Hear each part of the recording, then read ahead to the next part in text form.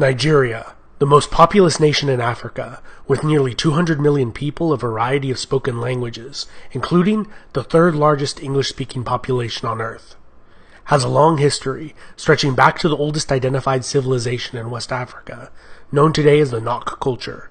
They were master sculptors in a variety of materials, ranging from terracotta to bronze.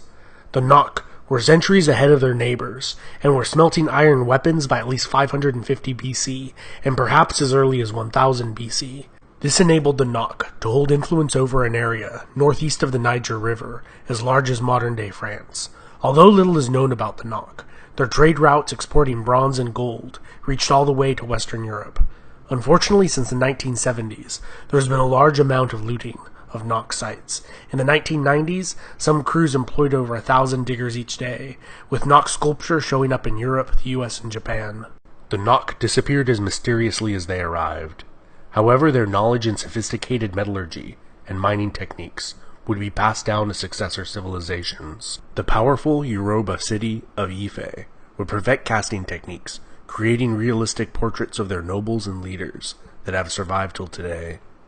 The sophisticated level of realism captured in metal, not seen since the classical world, would not be matched elsewhere until the Italian Renaissance.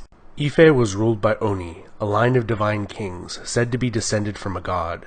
The last prince of the Yoruba city of Ife would found the Oyo kingdom that reached its height around 1400 and maintained long-distance trading routes, protected by the kingdom's formidable cavalry force. To the southwest, the Edo people of the Empire of Benin would also learn metallurgy techniques from the Ife, and constructed one of the most impressive feats of engineering and the largest earthenware structure ever erected, the Walls of Benin, which enclosed an area of over 2,500 square miles. In all, over 9,000 miles of walls comprise this megastructure. Combined with their formidable military, it is no wonder why the Kingdom of Benin was incredibly stable and prosperous over such a long period of time. To the north of Edo, according to legend, was a kingdom ruled over by a line of female queens, one of whom married an adventuring hero from Baghdad in modern-day Iraq. Their sons would rule over a collection of powerful city-states. Over the centuries, Hausaland would unite for short periods of time. However, squabbling and intrigue was the norm. Throughout this period, they maintained amicable relations with the Mali Empire, their economic competitor to the northwest, where many Islamic clerics migrated from to join the courts of the Islamic urban elite of the Hausa kingdoms. The Igbo kingdom of Nri was ruled by a priest-king, and expanded its territory through sending converts to spread their faith in surrounding cities and towns.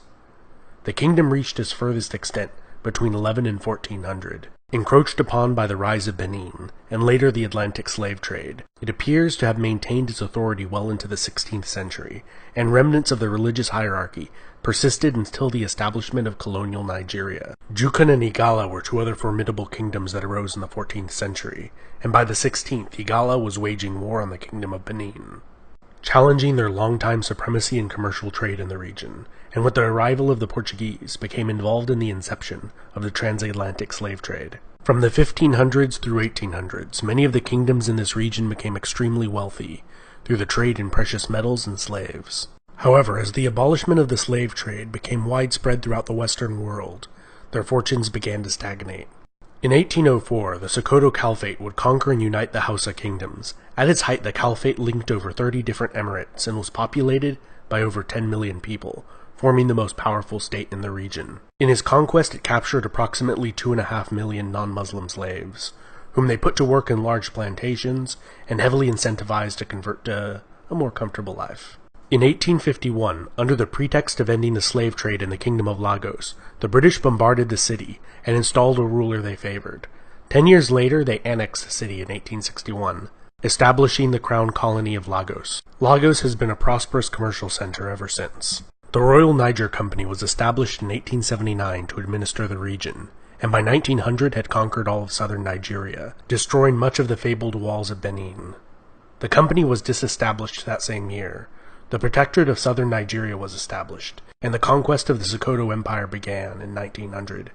and by 1903, all of modern-day Nigeria was under British control. The colony and protectorate of Nigeria lasted for 46 years, and was governed through a system called indirect rule, where regional emirs and local rulers were given wide authority as long as the colonial government was allowed to conduct its business and gather taxation. In 1960, the First Republic of Nigeria obtained its independence from the British Empire, which was weakened after fighting the Second World War. In 1967, the Republic of Biafra was declared in the southeast of Nigeria, fueled by the persecution of the Igbo living in northern Nigeria, and control over the lucrative oil production in the Niger Delta played a major role in fueling this conflict that saw over 150,000 soldiers killed and millions displaced. The Civil War initiated a series of military leaders of Nigeria, lasting after the Civil War had ended with a united Nigeria. Following the assassination of General Murtala Muhammad, his successor initiated a process of disestablishing military rule and bringing back a republic. This republic was short-lived, lasting from 1979 to 1983, when it was overthrown again.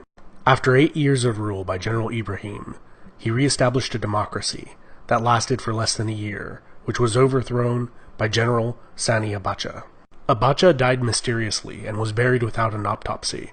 His successor again re-established a democracy that has lasted till the current day. This has been Epimetheus, and I hope you enjoyed that overview of Nigerian history. Don't forget to hit the bell icon to get notifications every time I make a new video, and subscribe.